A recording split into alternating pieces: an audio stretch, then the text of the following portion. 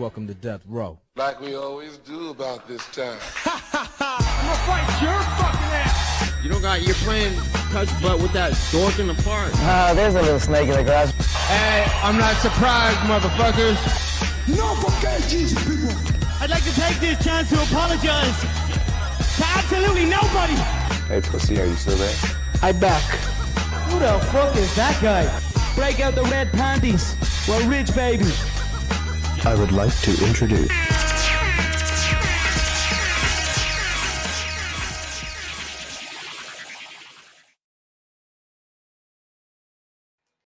Welcome to the MMA for Money Show, episode 65. That's right, we're 4 away from nice. In this show, we will review UFC 255 and preview UFC Vegas 15 Blades versus Lewis. I'm heavy biased in that fight. Full disclosure, I am Bob Boss, your favorite garbage man at MMA State of Mind, here with real Mike Copenhaver at Don't Cope Just Win, and Mikey Gilman at Mikey Gills. That's Gills with a Z. No snarky comment on there. Too tired for that. Also, follow the show on Twitter at MMA for Money Show.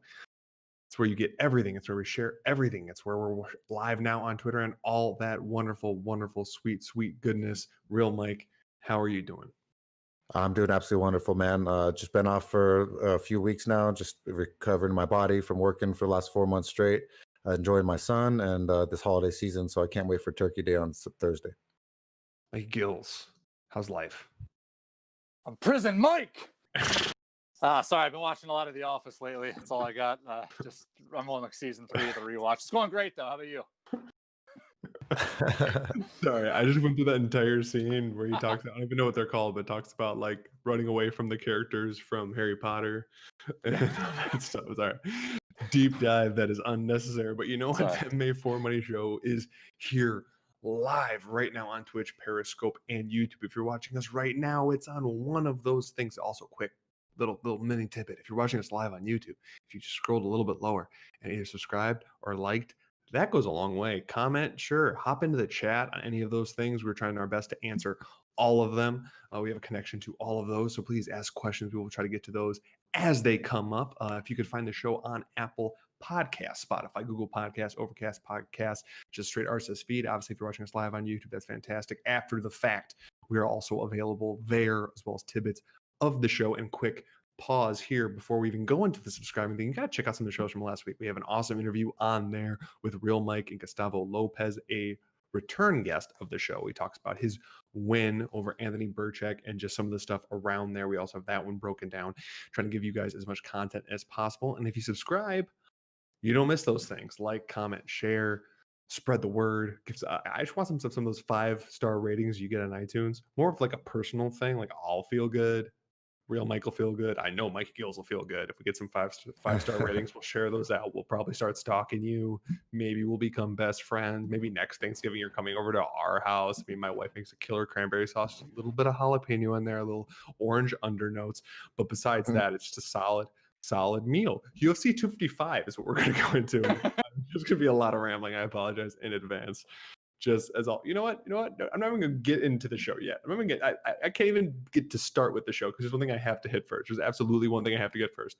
So last week we waxed a little bit poetic on Mr. Primetime himself, the patriarch of the show, MMA for Money, on how amazing he did over the weekend. And usually, if you notice, and we'll talk about it, we've talked about a little bit with how DraftKings worked with Mikey Gills and some betting that has gone with us. Every time you get a little bit overconfident, you get humbled. Apparently that doesn't apply to Mr. Primetime himself, because if you look at the tweet he shared, I'll give you the breakdown of the numbers, but if you want the specific bets, it's all shared on there, or I could share you text messages that I have from him to further bolster the validity of those. But dude went 9.85 units on the Sunday afternoon games. It was he crazy. Lost one bet. Dude, just it was one. insane. It's kind of remarkable and utterly insane to see. So if you want to make up any of your losing from our last week's losing, you need to hop on his train quick, because if you go to the site at MMAforMoney.com, it has all of the packages for what he is offering. Also has some write-ups from some great guys who also cash for you. You have to go to the site because you're getting more than just the bets in the show. Obviously, you're guaranteed at least 1 to 2 free bets from us. You're guaranteed at least a DraftKings lineup from Mikey Gills. But if you go on the website, there's anywhere from 1 to 3 other bets, whether it be props or straight stuff like that. And if you put some money into a package, you get some of these crazy streaks that Primetime himself is going on. So just had to pause, give him credit where credit's due, because he's just had a utterly ridiculous NFL experience. And well, we've all shared in that experience in some small way. UFC 255. Yes, we're back at it. I knew we would get there. I knew we could get there. I knew we could do it. I believed in us. Did you believe in us? I absolutely believed in us. We're going to review Figuerato versus Parise, the entire fight card. I'm going to go through the results of said fight card, and then I'm going to throw it to actually, you guys should probably just jump in whenever you want, but I will for sure give it to you on certain aspects. I know you guys will want to talk about certain ones. We're trying to go through as fast as possible on these so we could dive into one thing for sure. We're going over Chukagan versus Cynthia Calvillo, because Mikey was talking all kinds of shit last week, if you guys remember. So we're gonna go over that for sure. I mean, we can do it right now if you want. The debate has not been settled. It's been about her ground game twice, and she just won't go down there because apparently she's scared of it. Throwing that out there. I don't know. I just know that the favorite lost pretty badly, and it was pretty sad on Calvillo's part. But either way, just give him Mikey shit. Well, honestly, that's something we do on the show. It's something that you'll appreciate. Obviously, we don't disagree a ton, which I've heard upsets some people. But wherever we disagree, it usually leads to some pretty heated conversation back and forth between a few people. But it's okay. It's okay. Yeah, me and Mikey. Just that's not just for the show either. That's not just for the show. That happens via text and group DM as well. Yeah, exactly. Mikey Gills will be firing 10 memes at me within a second, freaking over there on the Twitter messaging. So it's fun. Yeah, I turned my phone off on Saturday during the Chukagan Calvillo fight because I didn't want to see it. I knew it was coming. Okay, well, I'll tell you what. I'll just quick go through results, and then after we go through all of the results, I will bring up 2 or 3, and if you guys have any after that fact, then we'll just hop right into the new one. So in the very first fight of the night, I was way off on this one. Sasha Platnikov got the 3rd round right cross to ground and pound TKO over Louis Casca. Still probably gonna get that right. As a huge underdog. Kyle Dawkins pulled it off. The Dawkins dynasty is set. Both brothers seem to be good. Eventually, one will prevail. The light theory still holds true until the career is over. So we'll find out. But he got a unanimous decision. Huge favorite, but he pulled it off. Alan Joban looked how we wanted him to look coming off all of the injuries. That was my biggest stay away, because I had said on the show it was for sure going to be a bet. But all those injuries, all that stuff, keeping me away from it. But he got a unanimous decision victory over Jared Gooden. Nicholas Dalby got a decision, I suppose. I mean, the record books it is. Daniel Rodriguez tried to appeal to the athletic commission. That didn't quite go that way. We will hit that one back after we move on. We'll go through all the results and we'll go back to that one for sure. Next up, Shevchenko Light. She got the ground and pound TKO in round 2 against Ariana Lipsky. Joaquin Joaquin. I'm going to probably pronounce his entire career. Buckley. I'm sticking with Buckley. I can keep doing this. He got a round 2 TKO with hooks. Got another finish. There's a lot of hype on him. He was able to pull it off. First round was a little bit iffy, whatever, he did it. This next one kind of hurt me a bit. We could talk about this as well, because this was my pick, Brandon Royval. He got TKO'd. Technically, his shoulder basically came out of the socket, as apparently he's prone to do. I was unaware of that, and then couldn't defend. Then there was some ground and pound, and apparently it was a TKO. But he was really it was shaping up to be the fight that we all thought it was going to be, and just too bad we got the shoulder. Just so I guess we'll never really know how it would have ended, because those crazy exchanges is where Royval finds his openings and finds his finishing thing, his possibility to get finishes. So I'm not obviously it's a loss, but I'm not saying I was completely wrong on that one, because I wasn't proven wrong, because he didn't really have an opportunity to do what he needs to do. Tim Means got a unanimous decision over a overweight Mike Perry. On the scale, not in general. I'm not fat shaming Mike Perry, although you know what? I'm not above fat shaming Mike Perry. Next up, Caitlin Chukagian got the unanimous decision victory over Cynthia Calvillo. After that, one that I was actually really hoping I had a small bet, just a small one, on this next fight going to a draw, which didn't happen. For all the reasons, I mean, it went to the draw the first fight. It wasn't just because it went to the draw the first fight that I went with it. It was because each one of these guys had a possibility of getting 10 aided and then winning the following 2. But man, Hua tapped to strikes. I never thought I'd say it, but you know what? Paul Craig Paul Craig.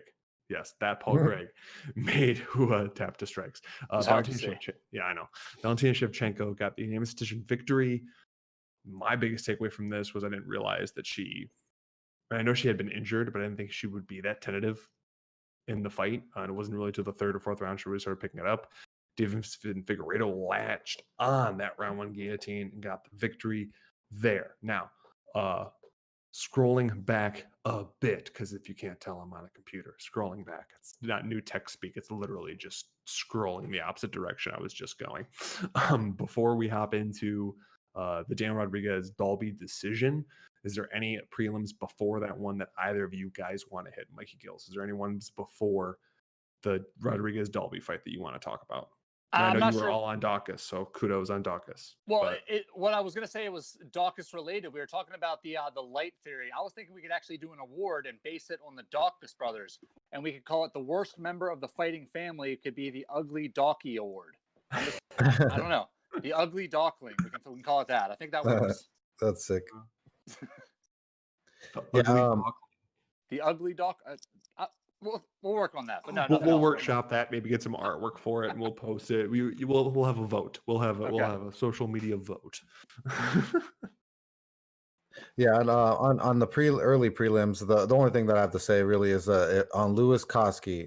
I fucking told you guys, do not listen this week if you bet him or parlayed him, and look what happened to that motherfucker. I bet you aren't listening. Hope you aren't listening. Actually, I hope you are listening. Come back, please. Just joking. Just one other quick thing we can talk about real quick is we were talking about just a second ago off air. Is do we want to hit the commentary real quick? Do we want to do that now, or do you want to save that? No, dude, go for it. Go for it. No, it's just the next card, so hit it. It was during the Rodriguez fight.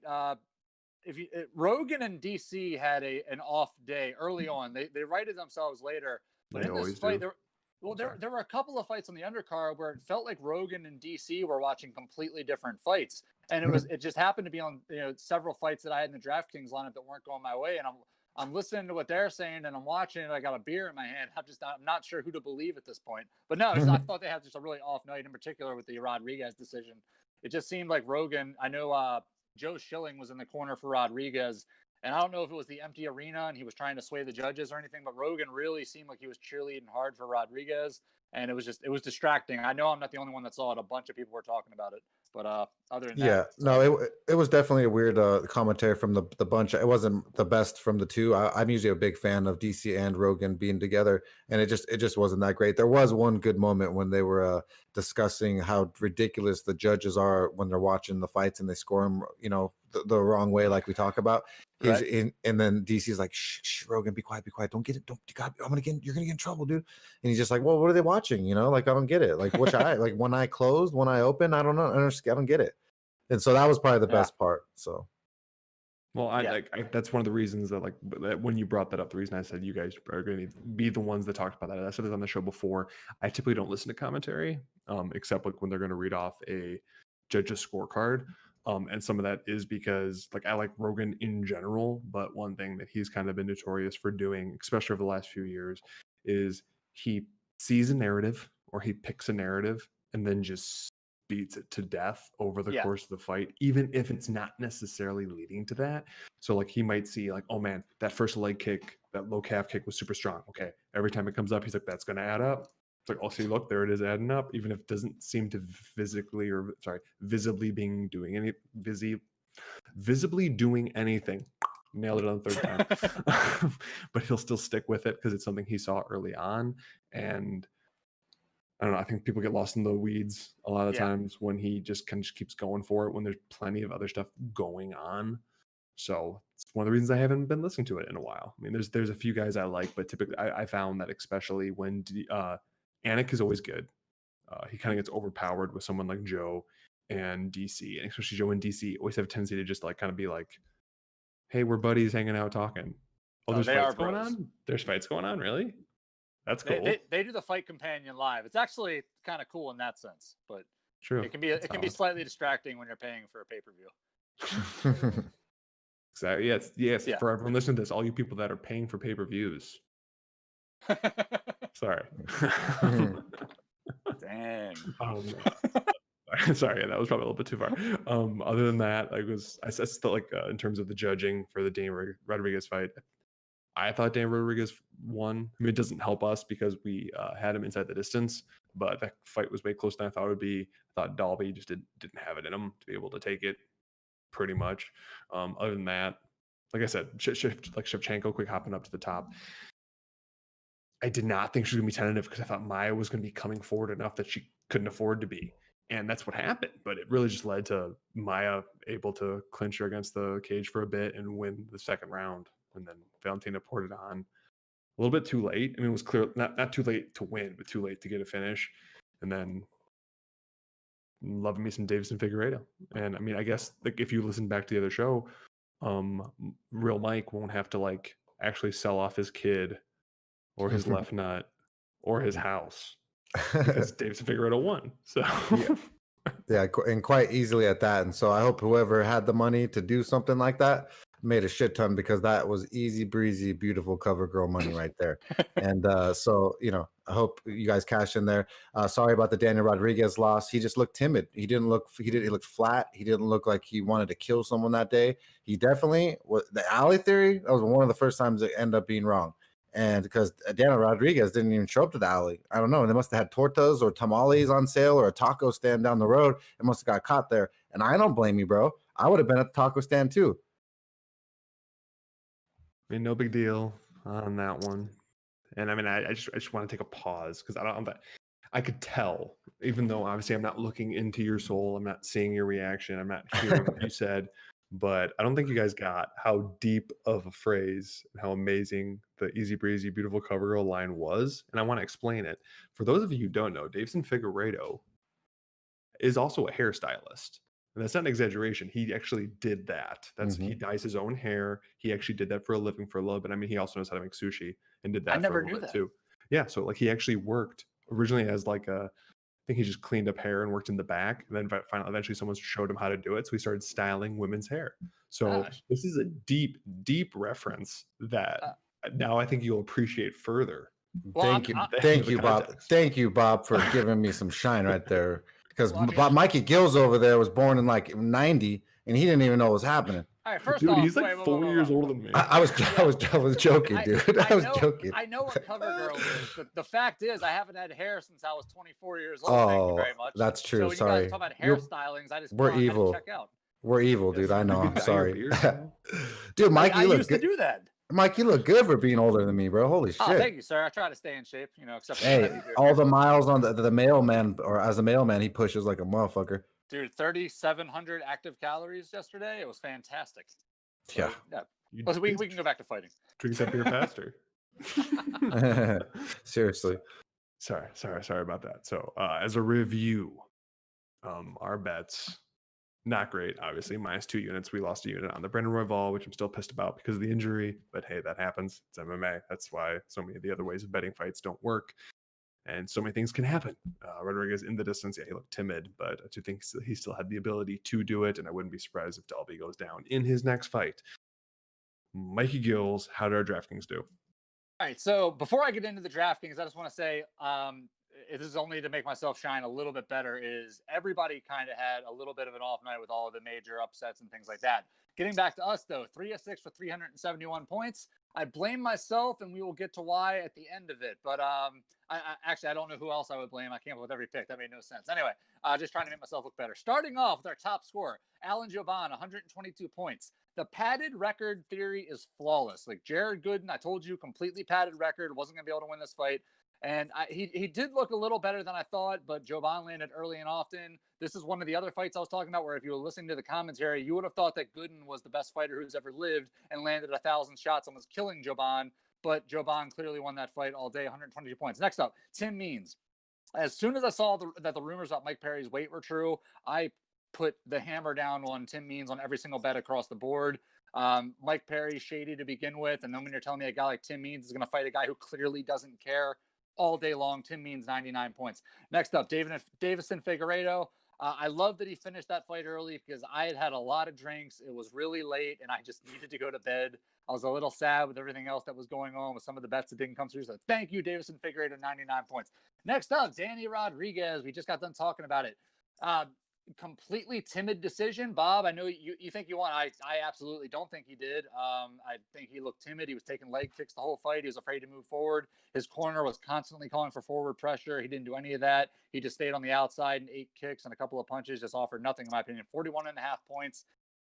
You really wanted something better for that. I think he was 9,100. Next up, Brandon Royvel. And thank God for that injury, because I talked Brandon Royvel up as much as Bob did, and now we don't have to explain why he looked bad, because we can talk about something else. And plus, the added good news for me is that because of that shoulder injury, I could just sit there and make lethal weapon jokes on Twitter for an hour straight. It was fantastic. Riggs, I love you. Next up, Ariana Lipski, 7.5 points. And somebody out there, I don't care who you are, show me where on your bingo card it said Antonina Shevchenko was going to win a dominant grappling match. You didn't see that coming. No one saw that coming. I certainly knew that Shevchenko was better than Lipski, because I told you the best thing about Lipski was her butt, and that was and it was ass up when she was getting beat up. I don't know. You're not entirely incorrect, and I'm going to side with you on that one. But she did look good on the feet. She was landing hard, and like I'll give her. I'll give it to her. She was landing hard, but landing hard, and then in mixed martial arts, she got beat. I'm just gonna pause for a second to say that you're gonna give it to her, and she's landing hard. I'm just throwing that out there. Those are words that were said. I'm just leaving it out there. Happens. I stand by what I say. But anyway, 7.5 points for Lipski. Unreal. Didn't see that coming. I thought for sure she was going to be the one that was going to be the advantage on the ground. Not at all what happened. But I do want to talk about a couple of other things real quick. I specifically said in the Saturday DraftKings rundown on Twitter that we talk about on the show that the reason that I got away from Koski is just a guy at $9,300 with at that level of pricing. You can't trust a guy who's never proven it to you that he can go that kind of distance. Always try to stay away from somebody like that. So that was actually a good stay away, even though he did have a good floor of about 66 points. The other one that I want to talk about was Buckley, a guy that the padded record theory, we're going to get to that real quick, is flawless. There were 4 guys that I talked about on this card that had padded records that you could not trust at all. 3 of them won, and the 4th guy was the 4th one who had the padded record, who lost to another padded record guy. So we're just throwing that out there. It's flawless. And other than that, we already brought up the Ugly Duckling Award. That was my last thing. But our DraftKings, 3 of 6, 371 points. This actually wasn't terrible. We did make money with this in certain double up tournaments and things like that. It wasn't a very high scoring event. A lot of people cashed on guys that missed. So again, we're always striving to do better. If you would have just played Buckley instead of Danny Rodriguez on some of those cards, you for sure made a lot of money. Yeah, I'll take the blame for Rodriguez. He was garbage. All I heard is we were in the money. That's all that matters, man. Yeah. So back and then a profit. I'm still disgusted by friggin' Taco Boy.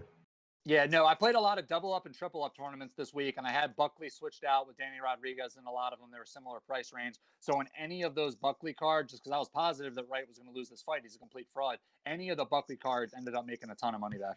So for sure, yeah. We said the Beverly Hills Ninja was not no ninja, bro. I told you. Remember, I said I was from Beverly. I'm like near Beverly Hills.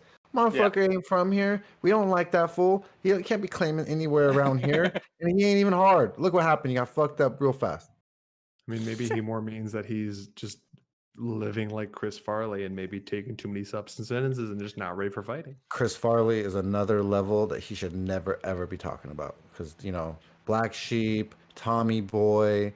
Okay, sorry. Yeah, that one weird movie he did with Matthew Perry before he died. It was like a Western. I can't remember the name.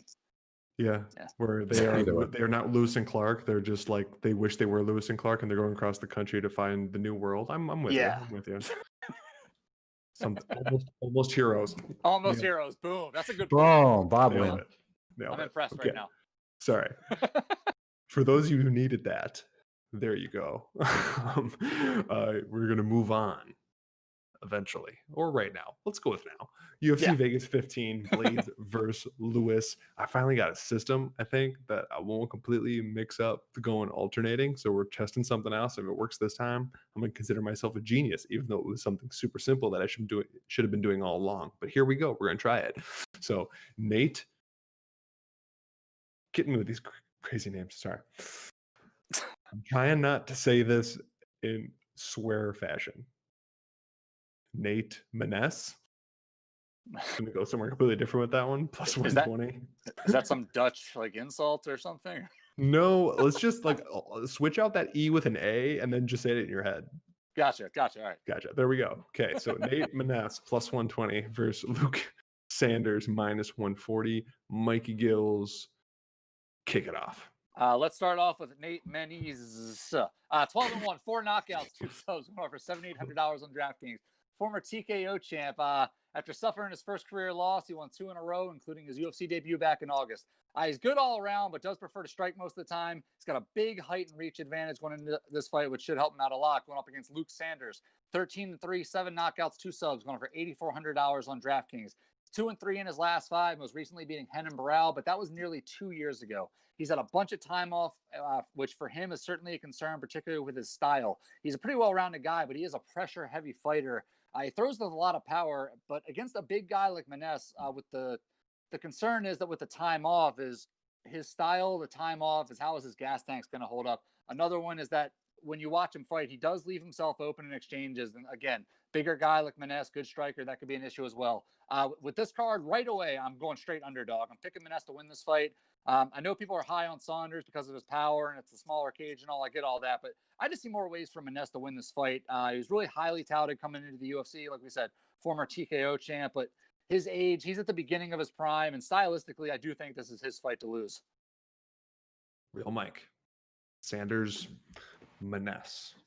Yeah, I was having a tough time with this one, flipping back and forth, and the only reason was because Luke Sanders has a little bit of experience in the UFC, and which gives, I always got to give someone something on their resume once they have that. So Luke Sanders, super heavy-handed. He comes hard and fast. He definitely isn't the best 3-round fighter, so his gas tank is not something you do want to trust. Nate Maness is definitely longer. If he gets Luke Sanders back and gets him on the ground, it can be a problem. But Luke Sanders, he's pretty tricky, man, and so I think he can somehow close the distance and end up landing. But I wouldn't be putting money on him specifically. But on this one, because Luke Sanders has some octagon experience, I would go with Luke. I would love to pick Luke Sanders. I would absolutely love to pick Luke Sanders. But that's been the story of his career for me.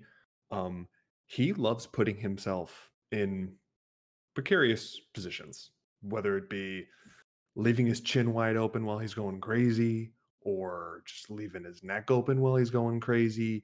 He is a wild man that doesn't understand the concept of sound defense. And I can't back someone who doesn't understand sound defense, at least like a system to it.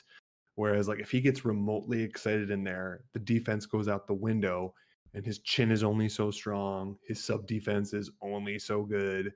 So if you're willing to take a shot at a dog, I can see it here. Like in terms of like athletic ability and speed and a lot of factors that I normally really like, I want to go Luke Sanders, but he just leaves himself so open. And like Real Mike said, like I don't think he has 3 full rounds of gas.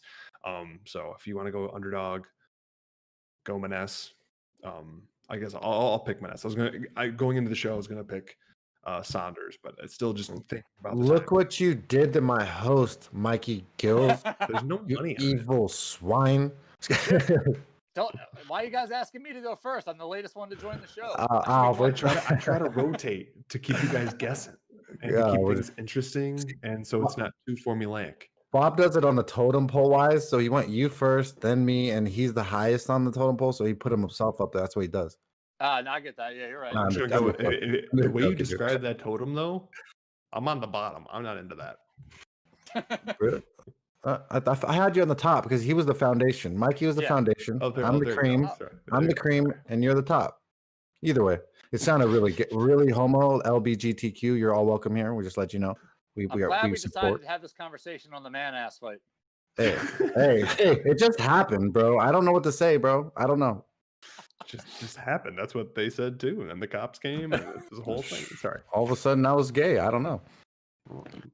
All of a sudden it's something about Mary and you're like in the woods, the light comes on, there's a bunch of dudes there. It's just have a good time. Just what happens. Okay, so Sue Madaraji,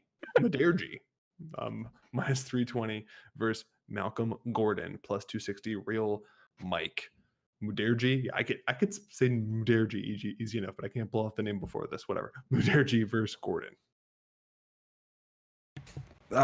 This fight, I really don't I don't like Sue Majeri's number. The negative 320, it's so steep, you know. I know he should win, and I know, you know, he probably will. But I just don't. It's just like Koski kind of last week. Like I just can't trust it fully.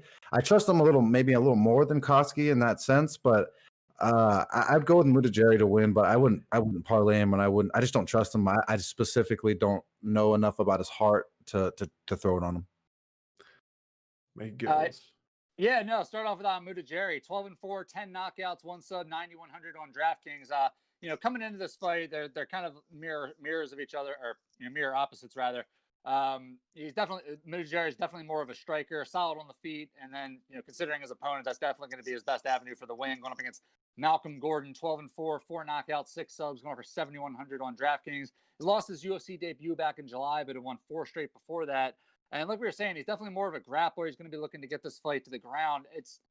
It's really an interesting matchup. I mean, all 4 of Sue's career losses have been by submission, and 3 of Gordon's career losses have all been by knockout. So each guy's kind of proven vulnerable to their opponent's strength. So it's just about who can implement it better. Smaller cages, I usually do tend to favor the grappler, but Sue is he's a higher level guy. He's bigger, longer reach. I think he can stay busy and land, avoid the takedown. So for me, it's Sue's fight. As far as like DraftKings goes, they're both big finishers. I do like Sue, but again, the submission losses for Gordon, if you're looking at a punt play, I think it's at $7,100. A punt play on Gordon, and just maybe you can take advantage of that lack of submission defense. Could be a punt play, but the pick is definitely Sue. Kind of an echo right here. I'm with Sue, but for plenty of the reasons that Real Mike said, that price is so steep, minus 320. And this early on in the UFC, I don't bet. So I think Sue, but I do think it's going to be closer than the line says. I do think it's going to go to decision here, but picks Sue. Don't got too much to add on there. Next up, Kai Kamake the third. Funny that he's the third because he's also minus 310 versus Jonathan Pierce plus 255. Mikey Gills, Kamaki versus Pierce. All right, so far we have Kamake, Kamaki, and I'm just going to say Kamaka. So we should just keep this going. I'm going to go K-Make later. It's all good. Anyway, 8-2, 1 sub, 7 decisions, going for $9,200 on DraftKings. He's won his last 6 straight, including his UFC debut back in August. He's taken this fight on short notice. He's got 7 subs in his career, but also has a really solid striking to go with it. We saw that in the Tony Kelly fight. Once you add in his resume on the ground, it's looking like he's going to be a really tough out, not just in this fight, but going forward for anybody. He's going to face off against Jonathan Pierce, 9-4, 7 knockouts, 1 sub, going on for $7,000 on DraftKings. He lost his UFC debut in October last year after being on Dana White's Contender Series, but he won his last 5 before that. He's better on the ground than he is on the feet. I guess one way to put it is, if you're getting touched up by like the 2019 version of Joe Lozon, I'm going to have a couple of issues with you depending on who you're facing after that. This fight's an easier pick if you're not factoring in the short notice, but Kai Kamaka should definitely win this fight. He should touch him up, and he should be a great play on DraftKings. $9,200. He's busy enough to score you a lot of points. Jonathan Pierce, 7,000. Complete stay away for me. Yeah, I'm going to echo pretty much the same thing. Kai Kamaki the third. I think that he's just a really, really good striker. I think that he can end up making Jonathan Pierce look kind of silly on the feet. I don't think that Pierce is ready for this type of matchup, and I even though it's short notice, I don't think he's going to need more than a round and a half.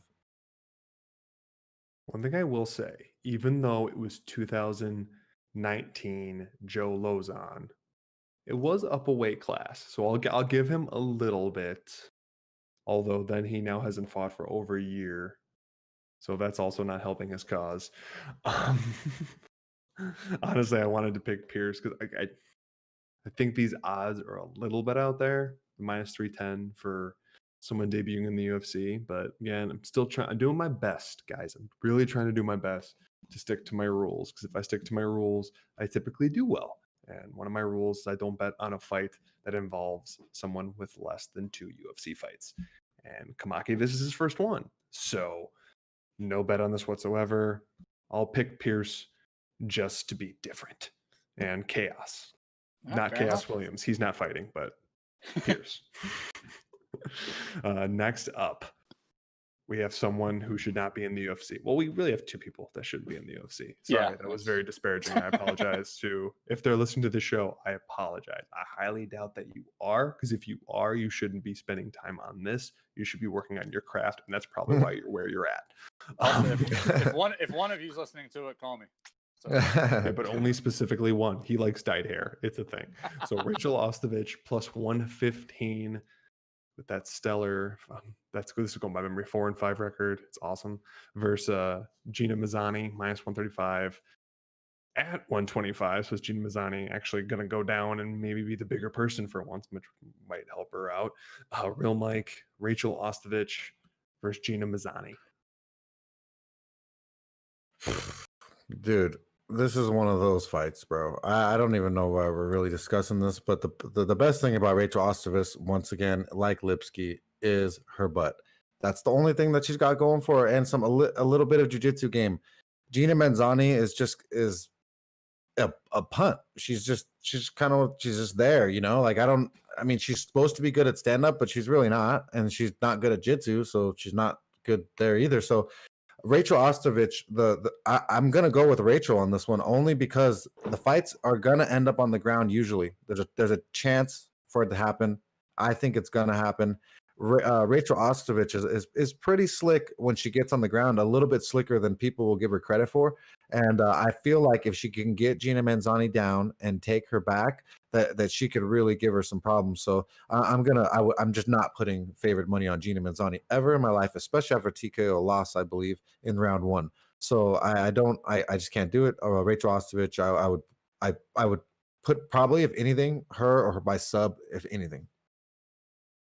All right, so I've never covered a Paige Van Zandt fight while on the show, so this is a big moment. I get to give this nickname to a different person. It's sort of like in Jason Goes to Hell when they pass the curse on to the next person. But Rachel Ostovich is officially going to inherit the name Instagram page OnlyFans Zant. That was what I called Paige Van Zandt forever. So Instagram page OnlyFans Zant is now Rachel Ostovich. 4-5 career record in the UFC. That's fantastic. 1-2 in the UFC. She's been subbed in her last 2 fights by the Paige one herself. It's kind of weird because if you listed her strengths, I guess you'd have to say jiu-jitsu, but she's been subbed 2 times in a row. Don't really like that. Going up against Gina Mazzani, 6-4, 3 knockouts, 1 sub, 8,600 on DraftKings. Lost her UFC debut to Julia Avila back in not her UFC debut, whatever. You know what I mean? I guess you can't hold the Avila loss to her, but yeah, that's not too bad. The recurring problem that you see with Mazzani is that if you watch her fights, if you put any kind of pressure on her in the stand-up, man, she just folds. It's like it's a cowering type of fold too. So for me, it's kind of a tough fight to call. They both seem to cancel out each other's like strengths and their weaknesses. If I had to pick one for DraftKings, just for dog money and submission chances, Ostovich. But other than that, I mean, what are you gonna do? I will agree that Ostovich has the grappling advantage, and she has been subbed because you need to know the trick about Rachel Ostovich. She has the grappling and submission edge in the first round only. It's like playing a very specific video game where someone has very specific attributes where you play certain things. In the first round, she's going to win not win by submission, but she's going to have the ground game on lock. Even against Paige Van Zandt, she had it on lock. She had a dominant first round against Paige Van Zandt, which I very much appreciate. That's what she should do. And then she doesn't get tired because she doesn't necessarily gas and slow down. I don't know if she thinks she does so good that in between rounds she has like a mental break of like, oh no, I have to keep this up. Right. That like if she gets a first round finish, she's golden. But when she gets to that second round, it's just nowhere near what it was. Obviously, I'm not worried about Gina Mazzani subbing her. If she does, that's just bad. But yeah, that's rough. I don't want to pick either of these people. That's rough. That's how I felt. No, it sounds so bad. I mean, again, I will give credit to Gina Mazzani because this is down to 125. So if she could survive the first round, I could definitely see her not winning the grappling, but like just pushing Ostovich against the cage because she's so used to being the smaller person Mazzani that is. So when she's found the bigger person, I'm not even sure she'll know what she's supposed to do. But I guess pick pick Rachel Ostovich. Just enjoy Rachel's butt cheeks, guys. I'm picking Rachel Ostovich, and if I had to pick either of these people, I hate myself. Next up, Martin Day -55 versus Anderson Dos Santos +135. Mikey Gills, give me your breakdown. Yeah, going from a fight that I don't care about at all to one I'm actually like super excited for. This is pretty cool. We're gonna start off with Martin Day, 8-4, 2 knockouts, 3 subs, going for $8,800 on DraftKings. He's 0-2 so far in the UFC, but I think things are going to get better tonight. 5-inch height advantage. I should have saved the pick for the end. My bad. Anyway, 5-inch height advantage, which is good for him because he's going to want to keep this fight standing. He does a pretty solid takedown defense when you watch him fight, but if he can keep this fight standing, I feel like it's his fight to lose. God, I gave it away twice in the opening part of it. That's not good. Anyway, going up against Anderson Dos Santos. We'll practice after the show. It's okay. Yeah, no. Well, if we can get we have an edit button, right? Anyway, Anderson Dos Santos, 20-8, 5 knockouts, 11 subs. Going over $7,400 on DraftKings. Also 0-2 in the UFC. And he also hasn't fought since June of 2019, which I think is something to note because if you look throughout his career, he is a very busy fighter. Like he fights 4 or 5 times a year. This is his first extended layoff. Stylistically, he's a black belt on the ground, but he definitely isn't afraid to throw down on the feet either. He can be an absolute wild man at times. This fight's going to be awesome. And like, even though I think ADS has the bigger arsenal, like I think it's going to come down to just the striking game. And that's Martin Day. That's both of these fighters are going to be really busy. And if Martin Day wins, he's going to be a really high score on DK. I think he's got the definite advantage on the feet. So for me, 8,800 Martin Day. I love him as a play. If you're just looking to get a guy who might get a high floor, Anderson Dos Santos, I think he could be one of those guys at 7,400. Yeah, this one is going to be a fun fight to watch for sure. Picking is a little bit tougher because Martin Day, he should win to me. He's longer, he's bigger, he's been there, and but I believe he's gotten finished before, and I don't like, right? He's gotten finished before, Mikey? I think he got finished definitely in one of those fights. I don't have it written down here. So either way, I believe he has gotten finished before, and for someone like that versus someone a little little Terminator, 5'5", little terror dude like Dos Santos, I don't really like it, man. So on this one, I'm a complete stay away, and if anything, I'm gonna go with Dos Santos as the underdog. As we all regret the loss in terms of not retirement, but no longer in the UFC, Anderson Silva, and no longer participating in that type of fight, somewhere someone knew this day would come. So in a lab, they took Junior Dos Santos and Anderson Silva, and they created Anderson Dos Santos. No, he's not that good to be that at all, and he's way too small to be that at all. Yeah, long-winded way of saying I don't have a huge lean on this one. I thought that'd be funny. Either way, I do like one of the main reasons this fight is tricky for me is both of these guys they're basically whoever loses out of the UFC. That's just about a guarantee, unless they absolutely need people fighting, which I suppose they do. The only reason I'm starting to lean towards Anderson Dos Santos is I know he has been training at Team Oyama, and I know that they do a very good job of fixing those little bit of holes on people like Chito Vera, like going forward, and I just really think they'll be able to do that for him. I know he's a big underdog. I have no bet on this one. Don't take me picking underdog as going for the bet, but I'm going to pick Anderson Dos Santos just because, you know what? Just because I want to. Fine. That's fine. Next up, Ashley Evans Smith, -130 versus Norma Dumont, +110. Real Mike, how are you feeling in this fight? Picking, or you probably want to skip it, but that's okay. Oh, dude. I just don't even know what we're doing right now. This is just insane. Ashley Evans Smith, dude, bulldog choke. Come on, everybody. I mean, she wrestled. That's what they say. She was a high school wrestler, dude. You know, she did stuff. She sucks at wrestling. Okay, I don't know when last time she's taken someone down or actually implemented a wrestling game plan. So I don't know, bro. I just don't like ever betting on Ashley Evans Smith because her striking is literally blah. Her combos, she never lays off enough combos for volume. And so, I mean, like, so why would I? I mean, why would I bet on her? So, there's no way on this one. I'm gonna fade Ashley Evans Smith. I think that Norma Dumont is better at dog money. I think she's better at jiu-jitsu. I think that Ashley Evans Smith has given us her best, and it wasn't very good. Yeah, starting off on Dumont real quick. We couldn't really learn anything about her in her last fight just because it was up a weight class against Megan Anderson. And when you only have 4 fights and you're making your UFC debut, there's nothing closer to an execution than that. So couldn't really tell anything about her from that. I couldn't really find anything else on her when I was looking, to be honest. And on the other side, there's Ashley Evans Smith, definitely more UFC experience, but she hasn't fought since February of 2019. So I try to make this quick. I'm staying away from this fight on DraftKings. I mean, I can't trust the person who hasn't fought in 2 years. I can't trust the person that I don't know anything about. The chances of this being a low-scoring affair are very high, and Next. Thank you. In terms of a pick, Ashley Evans Smith, just making it simple, has more experience, have fought more upper-level people, and has beat certain, I guess not upper-level people, but higher than Norma Dumont. Norma Dumont, with as little fights as she has, with as much time as she had off before jumping into the Megan Anderson fight, with already being 30. I couldn't even tell you where her ceiling is because she's still in the basement, and I don't think she has enough time to get to the first floor. So there's no way she's finding the ceiling. Like, it's too far away.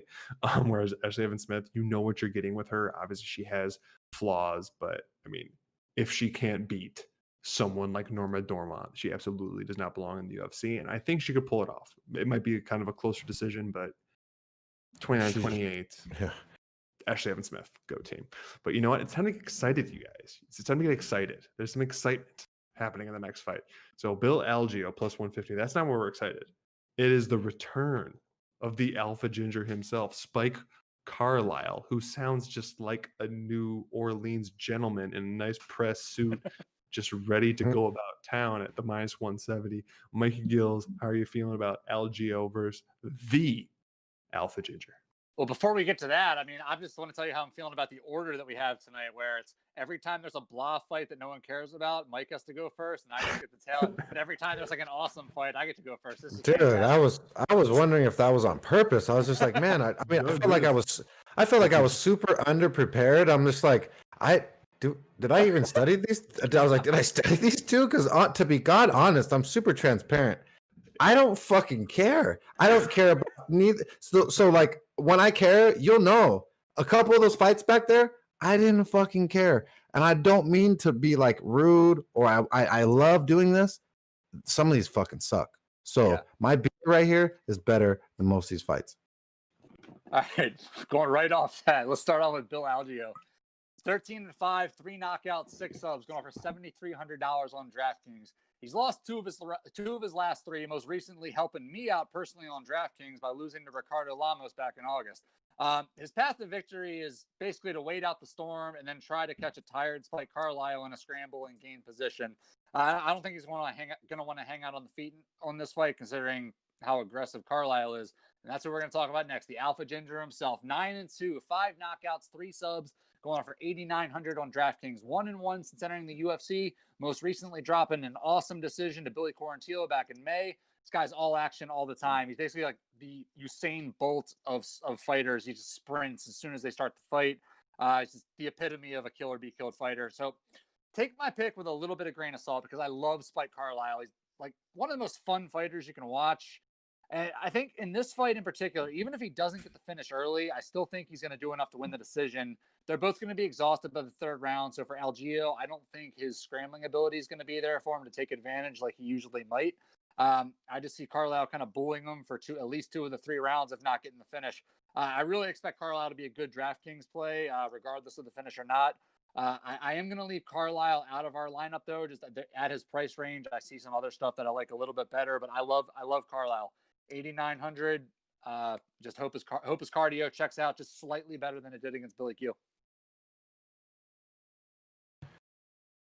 Yeah, on this fight, I'm all Alpha Ginger. I love the kid. I love when someone comes forward like a complete savage and reckless abandonment. I mean, it might not be smart, but it sure is good entertainment, and I'm all about that stuff. So, the Alpha Ginger, I think that I don't even think he's gonna need his gas tank. I think that he could fill the shit up quarter of the way full and come through and just whoop this guy's ass. Bill Algeo's best chance of winning this fight is in the long run, and I don't think he has enough long run. Like I don't think that he will have enough rounds in the long run to beat Spike. I think Spike has 2 rounds. I'm pretty positive. I think that he can manage himself and win that quite easily, but I think he's going to finish him. I really believe that Spike Carlisle is super aggressive, and I think the UFC kind of sees something fun in him. And I think that it'd be stupid not to promote the Alpha Ginger and get things going, because everyone loves these weird little names. Even Sugar Sean O'Malley, made a name for himself. It's Alpha Ginger could do that same thing and just jump people fast. But I think the Alpha Ginger will be a little too much for Bill Algeo, and he'll finish him. But I really think the best bet for Spike would be this weekend would be inside distance at some plus money. The hard thing is, even I just checked that out because I was starting to lean that way as well. It's only plus 125, so not like that's obviously that's the most likely outcome they have for him. What's TKO? Say that after I make it go away. Can't take it. Sorry. Oh, I'm such a terrible person. Should minimize it, get it out of the way so we could see each other and like converse and just be all together. And then absolutely I'm killing for time. But it's plus 125 for inside the distance, but only plus 135 for by TKO. Oh, gross. So gross. You're basically getting money line. Extra. Money line is the better value. Yeah. If it was plus 200 or something like that, by all means, go for it. In terms of the Alpha Ginger, if you can't tell, I'm all in on the Alpha Ginger. I don't care if he is a 500 fighter 5 years from now. I'm all about this dude. You can already, he's the kind of guy I like because you know exactly what's going to happen in his fights. And after a couple fights, you know exactly about where his barometer is. So his fights are fairly easy to call, but they're all super fun. And that's, to me, my favorite kind of fighter. I absolutely know he has a solid round and 3/4 in him, like at bare minimum. So he will win at least that.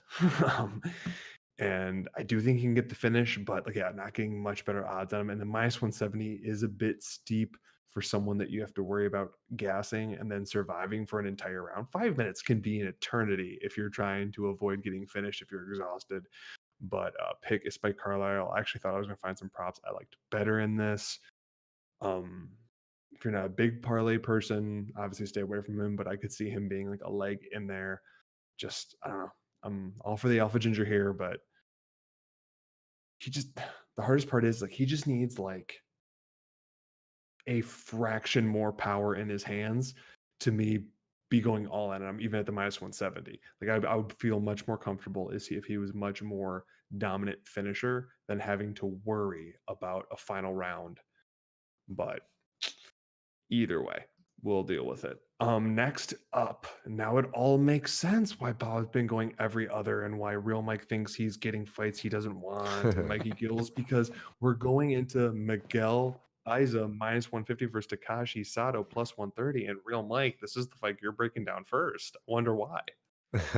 Well, Miguel Baeza, Brazilian Jiu-Jitsu black belt, 6'2", super tall, super good body. I mean, like this is just gonna be one of those shows. Super good body on this guy. I mean, when you look at him, he's a specimen. And Sato, Sato's been around the block, but he's 5'10". He's going to be super, super and greatly outsized by Baeza. Baeza's BJJ game is far superior than Sato's, in my opinion. I feel like that if Baeza gets him down the ground, he's fucked. I feel like if he's standing, he's fucked. So I'm going to be putting down the 1.5 units on Miguel Baeza to absolutely whoop Sato's ass. All right, I'll keep it going. Stay on Sato real quick. 16-3, 11 knockouts, 2 subs, 7,500 on DraftKings. 2-1 since entering the UFC, winning his last fight against Jason Witt in 40 seconds with a straight left followed by some ground and pound. Stylistically, primarily a boxer. Like I said, southpaw, likes to fight from range, lands with power, really good timing, darts in and out, a lot of power when he lands. going up against your boy Miguel Baeza, 9-0, 7 knockouts, going for $8,700 on DraftKings, undefeated, 2-0 in the UFC, beat Matt Brown back in May. Like you were saying, just really good stand-up, really good leg kicks, also black belt on the ground. We have to cover all that again. This fight, I agree, it sets up really good for Baeza. Just when you look at Sato's style, it's pretty easy for Beto to exploit him, especially standing up with the kicks. So you're talking about the ground. It's some of the nastiest leg kicks too when they're standing up. And with Sato's style, particularly, if you take away his movement, his power is gone. And when his power is gone, more importantly, the threat of his power is gone. And that's when I think Baeza is really going to be able to start to land and really start to bully Soto around. So for $8,700, I do like Baeza as a play. Talking about the for DraftKings, just the underdog part of it, I have to be fair to Soto though. This is a guy with a lot of power, a guy who has proven that he can land on anybody. So if you don't end up playing Baeza, we're going to end up playing Baeza. But if you don't, Soto is a dog with a style that could pay off if he lands. He's still Baeza's still kind of young in his career, and like if Matt Brown can give you a little bit of trouble, like we were just talking about, I forget who earlier, like the tail end of their career, Lozon. If these aging veterans can give you even a little bit of fit, then somebody with some legit striking still in their prime, they could probably do it a little bit too. So for how much is he going for? 7,500. If you absolutely need a dog in that range, Soto is not the worst play, just on the off chance that he could clip him. But again, Baeza is absolutely the pick. Sorry, I was just going to try to get some prop odds for you guys on that, because I'm 100% in on Baeza here, and I do think he has a solid chance of getting the finish. I just want to give you guys extra possibilities for odds. Good point on 20, that. So not great, but better if you kind of want dog odds on him. More than likely, that's how he's going to have it, as be a finish. For any of you listening wondering why, hey, it's plus money, why didn't you want to go for that? Well, when you want to go with props in a fight, you really want much better odds, like significantly better odds if you have an angle on it, because you're going to be very upset if you wanted to like pay up for only getting a little bit more money back for putting money down, and then he wins by decision. You'll be real pissed. Whereas if it was like a plus 300 and you only put half a unit on it for a decision and he gets a finish in the last minute of the fight, you won't feel as bad. And it's just all around a smarter play. But I agree. I think Baeza is going to get a finish. I do worry about Sato's power in general. That's why this is not like a gigantic play. Like this isn't like to win 2 units, to win 3 units. This is just one of our straight to win 1 unit plays on the favorite here. Well, slight favorite, minus 150 really isn't that big, but I love Baeza here, and I think he gets it done.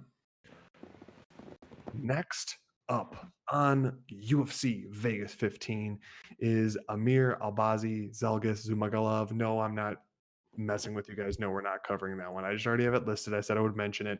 If you guys don't know already, anyone listening to this show, that fight has been pulled. We don't know if there's going to be any replacements in there, whatever. And yes, this may or may not mess up my order, but I'm going to do my best, because now everything's because I forgot to edit that part of it. But we're moving on. Josh Parisian minus 230 versus Parker Porter plus 190. Mikey Gills, how are you feeling about? Sorry, I almost fat shamed Parker Porter because of his name. So I'm not going to go there. So. I was about to, but I'm not going to go there. So break down the fight before I get canceled. Yeah, I'll go there. But we were talking about how bad this card was earlier. Like the second half of this card is actually really fun. True. You look at all these matchups. The second half is great. We're going to start off with Parker Porter. 10-6, 4 knockouts, 4 subs, going for $7,200 on DraftKings. And for anybody that might be watching or listening and doesn't know, I joined the show recently a few months back. And Parker Porter is special to me. He was involved in the first fight that I ever broke down with Real Mike on an episode that Bob wasn't on. And not only is he the first fight that I broke down, he's the first guy that I ever picked against, and he was a favorite in that fight against the money train Chris Dawkess, who ended up winning. So anyway, just throwing that out there. Yeah, so Parker Porter he's a little bit special to me. But anyway, getting to him, he's primarily a striker. He's going to be giving up a lot of height and reach in this fight, which kind of limits what he can do. I'm trying to think of the best way to set this up. Like he's certainly faced like a higher level of competition. You go through his career, you know, he's fought guys like John Jones. He's fought Gabriel Gonzaga. In a couple of years, we might say that he's fought Chris Daukaus. Who knows? But he's losing to all these guys badly. So like, I don't know what you can actually glean from that. You know, like I said, primarily a striker, and that's really all he's got. He's got some solid boxing. I'll give him that. But going up against Josh Parisian, 13-3, 10 knockouts, 2 subs, going for $9,000 on DraftKings. He's making his UFC debut after winning on Dana White's Contender Series back in August. That was actually his second win on Dana White's Contender Series. It was actually a really fun fight if you want to check it out. He was just styling on this guy, throwing like endless spinning crap. It was hilarious. You know, his style, primarily a striker, not the fastest guy that you're ever going to see. He does throw a lot of diverse stuff, though. He really just tries to go in there and have a lot of fun. Can hit you from any angle, punches, kicks, and whatever. Going back to Parker Porter real quick, like earlier in his career, you can see like a slimmer, faster version of this guy. And that version of Porter, I think he would fare better against somebody with like, you know, Parisian's physical advantages, but not this older, slower, fatter version of him. He's very limited in what he can do. He's undersized, but Parisian's 31. He's getting better. The reports on this guy is that he's a gym rat. He's super dedicated to his career, taking it really seriously, and he's on the way up. So for me, Parisian all day long. I love him on DraftKings, $9,000. And if I can just make it a habit of betting against Parker Porter with success, we can make T-shirts off of that. We'll figure it out, you know. But Mike, we got.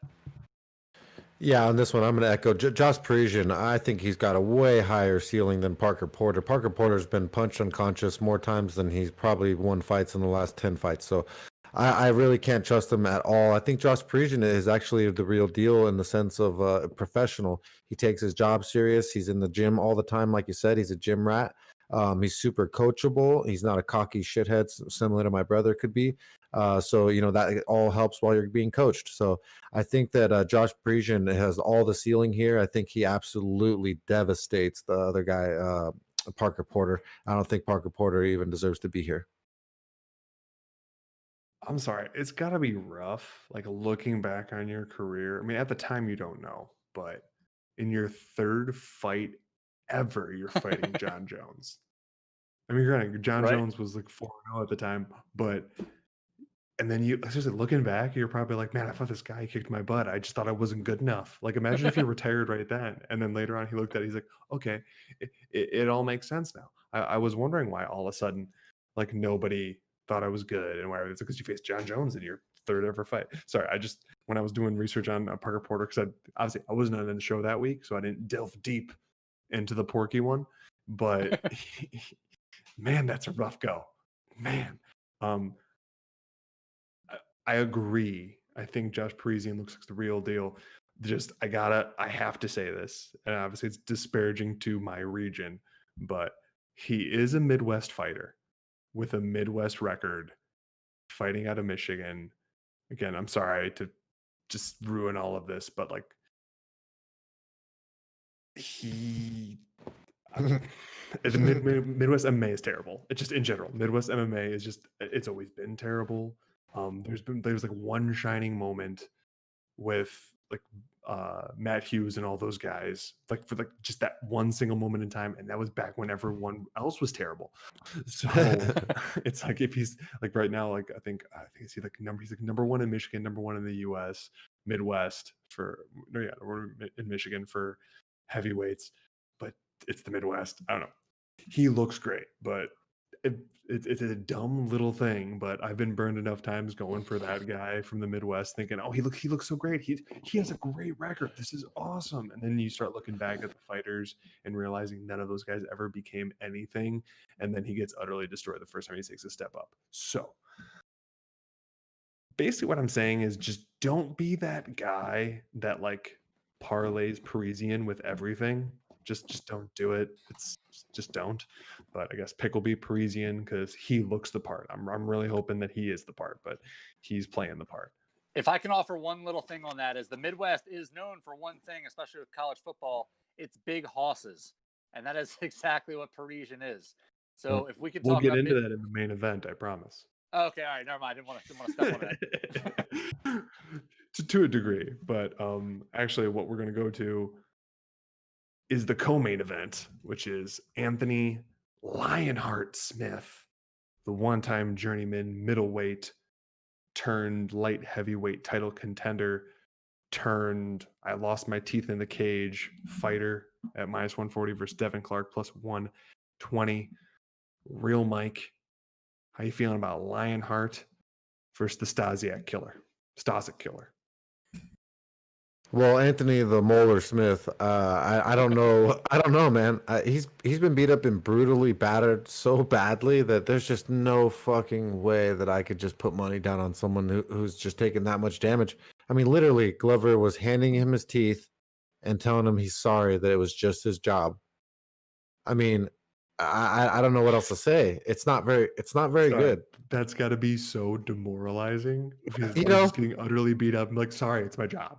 yeah. And the other guy's like, hey, I think it was my job too, and I'm getting fucked up quite bad. So yeah. So either way, I think that Devin Clark for the dog money is the better pick. I'm not saying that he's gonna win for sure. I'm just saying that Devin Clark's wrestling is a little bit sharper, and that it will be he could possibly just do a hug fest and win this thing, put him on the ground. I don't know. I just can't trust Anthony Lionheart Smith's face and his teeth and all the stuff that's gone wrong, you know? Questionable tattoos. Yeah. So sorry. That's most of me, guys. So I got What do you think, Mikey? No, I'll start off with Devin Clark, 12-4, 3 knockouts, 1 sub, going off for 7,700 on DraftKings. You know, this is my first chance to really break down Devin Clark, but if you listen to the show, he's the guy that I'm pretty high on. I've mentioned him against past opponents in his career. A guy like Devin Clark, he came to the UFC really early in his career. Like, he really has grown up in the cage, and as a result, he's never really had a chance to establish himself because he's had those kind of ups and downs that you would expect as you're going throughout his career. But I think against a guy like Anthony Smith, this could be kind of one of those fights that makes people go like, oh, okay, all right, Devin Clark, let's go. He's good. So like just stylistically though, on the feet, athletic guy, not the most technical, but he does throw with a lot of power. Certainly more of a grappler. He's a 2-time JUCO All-American, and he's definitely going to want to get this fight to the ground. I believe he's also a high school state champion as well. He's definitely going to want to get this fight to the ground. And once on top, maybe not the most aggressive guy that you'll ever see, but he is very good at controlling. That does bother me a little bit on DK, but we'll get to that in a second. Going up against Anthony Smith, he's 33-13, 17 knockouts, 13 subs, going for 8,500 on DraftKings. And for me with Anthony Smith, this fight comes down really to what I've seen from Anthony Smith when it comes to him fighting on the ground recently. Like, I'm aware of his black belt. It just doesn't seem to be helping him lately. Like, guys like, on the ground against Glover, Rakic, like, he just doesn't seem to have it anymore. Like, it's an interesting fight. I've seen Smith get beaten up on the ground so much lately that I can't confidently say he's going to be able to stop a guy who's just going to go out there to hold him against the fence and rip him down to the ground. So I'm going to side with Clark on this one. He's another underdog that I like. It's $7,700. I'm pretty confident in him getting the win. Maybe not the finish, but for sure the win. So $7,700. Let's put Devin Clark in our lineup. Let's go. Well, I'm also going to be there on the dog there. This is actually my bet for this fight card is Devin Clark at the plus 120. I agree. I don't necessarily think he's going to get the finish. I do think he's going to get Anthony Smith against the cage and on the ground. At this point with Devin Clark, I don't care if he's boring. I don't care if he takes him down or holds him against the fence and it is a lackluster fight because that's how he's going to win. Him standing in open space is what's going to get him clipped and possibly finished. So getting there against Anthony Smith and getting his body to the ground is what he's going to do. I think some of the issue with Anthony Smith is great at jiu-jitsu. He's great on top and he's great defending on bottom. He's not good fighting off his back and trying to transition into a dominant position. He just knows how to defend. And Glover is a far bigger pedigree when it comes to his black belt than him. So that's why stuff like that happens. But I could definitely see Devin Clark just controlling him on top, just little pitter-patter shots every once in a while so they don't get stood up. And if they do, just dump them right back down to the ground. I love the fact that this is only 3 rounds. That's another reason that I love this dog price here on Devin Clark. If this is a 5-round fight, I'd stay away from it, or I might even go Anthony Smith. The fact this is 3 rounds, I'm sorry. For at least 2 of these rounds, Anthony Smith is going to be on his back and dude is not getting up. So my bet for this fight card is Devin Clark at the plus 120, 1 unit down to win, 1.2 units there. So we're going to jump to the main event, which we talked about big Midwest hosses and my big man, Curtis Blades. Sorry, like I'm like this. If you haven't listened to the show for Curtis Blades fight, I apologize. This is what I do. I love this man like a lot. He is from my area. We went to the same college. He is utterly dominant. Heck, he first trained at a UFC gym right next to where I grew up. So it's like there's this weird admiration that I have for him. I call him the Windy City champ. I got to give him that title since apparently he doesn't have a current title yet. He'll get one day. It's okay. We'll get one day. And this is another reason why my bet on this fight card isn't for Curtis Blades, because one, it's a main event, and we all know how that goes. I can only bet on main events if it's not official for the show. So I guess watch my Twitter, but also I'm very obsessed with him. So there's also this secondary thing where you might not want to tail me if you think I'm being too crazy, which I might just be on the social media platforms in another like 24 to 48 hours. That might be an actual thing that happens. But Mikey Gills, how are you feeling about Razor Blades versus My Balls is Hot? Okay, when Phil Baroni returned to the UFC at the end of his career for his last run, he was in an interview, I believe it was with Ariel Helwani, and he was asked how his ground game was, and his response was, I quote, "My ground game sucks. It's always going to suck." End quote. Enter Derek Lewis. Hey, shout out to the New York badass Phil Baroni, my big brother. I love him. You know, War Machine owes a lot of his career to him. Yeah, I think honestly, I might just stop there with Derek Lewis. We know exactly what he is. He's very easy to take down. Has an uncanny ability to get back up against the right kind of fighter. But I don't think Curtis Blades is that kind of fighter. Curtis Blades went for $9,300 on DraftKings, and you know what? There's some criticism of him. Dana White doesn't like him apparently. Thinks he's boring. His last fight against Volkov, but you know what isn't boring, guys? Do you guys want to know what isn't boring? 143.5 points on DraftKings. That's what's not boring. All right. And that's where I live. That's my arena. In his last 10 fights, 9 of them are wins. He broke the 100-point mark in 6 different fights. And Derek Lewis is tailor-made for Curtis Blades. I didn't even mean for that to rhyme. I used to be a rapper and it just happens naturally. Anyway, $9,300. I love Curtis Blades in this fight. I just think he's going to be aggressive from the top. Even if he doesn't get the finish, we're talking about 5 rounds of taking Derek Lewis down. Derek Lewis getting up, getting taken down again, getting punched in the face repeatedly over and over and over again. And then he gets up on the feet, and he's not like other guys that Derek Lewis has faced where they can't hold their own on the feet. Curtis Blades is athletic, he's long, he's strong, and he's quick. I just don't see a way for Derek Lewis to win this fight. I'm all in on Curtis Blades. I normally don't like to put Derek Lewis opponents in my DraftKings lineup. 100% I'm throwing Curtis Blades in there. This one, I mean, I Derek Lewis, Black Beast. I can't even bet against him or bet with him or anything because he fucked me up so bad when Volkov fought him. So I'm still pissed off about all that, and I can never stop doubting him. I think that this fight is tailor-made for Blades if Blades gets it to the ground. If Blades gets it to the ground, absolutely, Derek Lewis is absolutely fucked. I've said it for a long time that his wrestling game is absolutely shit. It isn't there. There isn't much to it.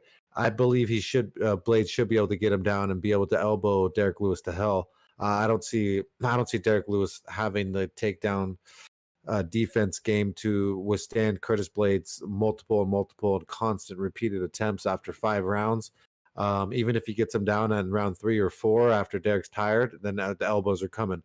Round 5, elbows are coming. Either way, I think that Blades has the better wrestling. I love wrestling, especially American wrestling. So I think that the wrestling is going to come key here. I believe elbows come down. Curtis Blades wins inside distance. Yeah, that's the big thing. And obviously, we're saying all of this stuff, and all of this stuff is very, very true. It's not 100% biased on my part. These are all just straight facts. But you do have Derek Lewis, who we have to acknowledge, he has like the touch of death.